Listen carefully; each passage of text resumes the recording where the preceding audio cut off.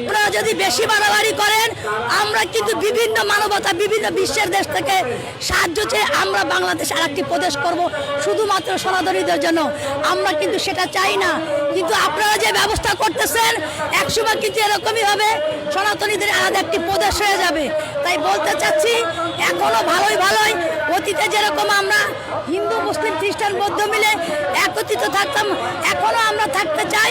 আর আমার মন্দিরে আপনাকে নিমন্ত্রণ আমরা করলাম, আপনার ভালো লাগলে আসবেন, না লাগলে আসবেন না, কিন্তু আমার মন্দিরে আমি কোথায় আমার দেবতাকে কতটুকু রাখবো তার কৈফিয়ত আপনাকে আমি দেব না। আপনার মতো হরিদাস পালকে আমরা গণনা করি না। অতএব এমন কিছু করবেন না, হিন্দু মুসলিমের দাঙ্গা বাঁধাবেন না। এই দাঙ্গা বাঁধালে কিন্তু আপনারা পার পেয়ে যাবেন না। আপনারা দুইটা মারবেন, আমরা একটা মারবো, কিন্তু আমরাও মারবো।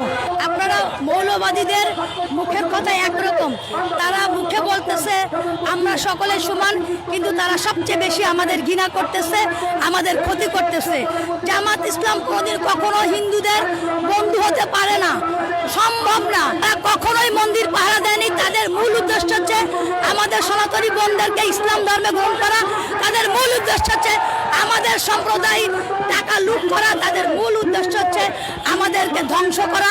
তাদের মূল উদ্দেশ্য হচ্ছে সনাতনী সম্প্রদায় বিলুপ্ত করা। আমি তো নিরাপত্তা পাচ্ছি না, আমার সন্তান কোথায় নিরাপত্তা পাবে? বর্তমান সরকার তো ব্যর্থ সরকার।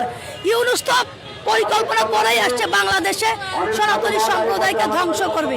আর এখনকার সরকার সেই লেভেলেই তো চলতেছে। রাম মন্দিরে কেন তিনি বাধা দিচ্ছে না?